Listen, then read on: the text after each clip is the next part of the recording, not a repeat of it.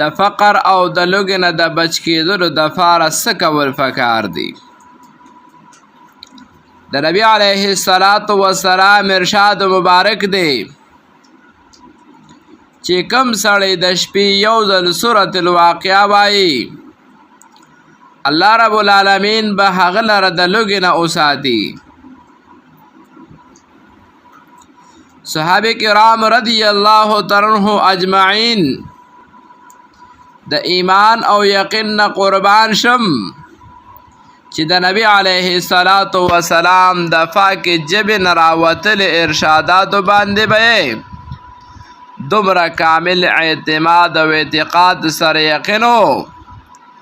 چې ټول دنیا را به د نبی علیه السلام په یو ارشاد مبارک باندې قربانولو ته تیار و. په صحابه کرام رضی الله تعالی عنهم اجمعین کې یو څو صحابه کرام رضی الله تعالی عنهم نه علاوه باقی اکثریت صحابه کرام چې کم دی هغې ډېر غریبانانو او هغې به د غربت ژوند تېرولو خو هغې لره د مال د ګټلو نه د دین زده کول او خورولو شوق زیاتو. مال لره هغې صرف د ضرورت پوره کولو دپاره حاصلولو او د ضرورت نه ډیر مال دپاره به هغې لاس پې نه وهل. د حضرت عبدالله بن مسعود رضی الله تعالی عنه د وفات وخت چې رانږدې شو نو حضرت عثمان بن عفان رضی الله تعالی عنه تشریف راوړو او 1,00,000 درهم یې ورته پیش کړل. هغه درهم د قبلولو نه انکار وکړو نو حضرت عثمان بن عفان رضی الله تعالی عنہ ورته وفرمایل چې ستا دپاره نه بلکې ستا د لوریانو دپاره درکوم چې د هغې ستا نه رستو د ګټلو والا څوک نشته.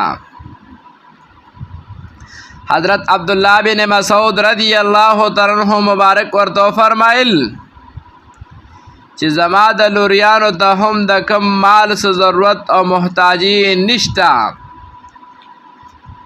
ځکه چې ما د نبی علیه السلام مبارک نه اورېدلی دي چې کم سړی د شپې سورة الواقعه وایي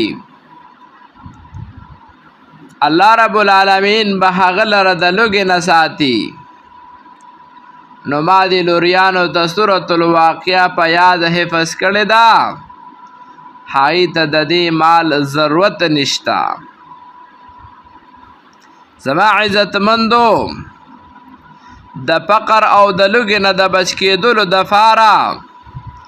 یو مجرب عمل دی چې هغه سورة الواقعه ده چې کم انسان یې د ماښام مونځ نه بعد دغه سورة الواقعه وایي نو انشاءالله الله رب العالمین به دا انسان د لوږې د فقر او د لوږې نه ساتي. زما عزتمندو هر یو انسان ته پکار دی چې هغه د سورة الواقعه دا په یاد باندې یاده کړي او هره شپې هر یو انسان لولي نو انشاءالله الله رب العالمین به د فقر او د لوږې نه ساتي. زما عزتمندو دا زمونږ دا نننی بیان دا د نورو ملګرو سره شیر کې د ثواب په نیت باندې نو انشاءالله زمونږ او تاسو ته به د دې ثوابونه رسي. زما عزتمندو همدغه رنګې موږ سره څومره ملګري یو ځای نو د دې نه علاوه د نورو ملګرو د خیر دپاره سوچ وکړئ چې په دې باندې څومره خلک عمل کوي او څومره خلک په دې باندې یقین ساتي نو موږ او تاسو ته به د دې اجر عظیم په دنیا او په آخرت دواړه ملاویږي. وآخر دعوانا ان الحمد لله رب العالمين.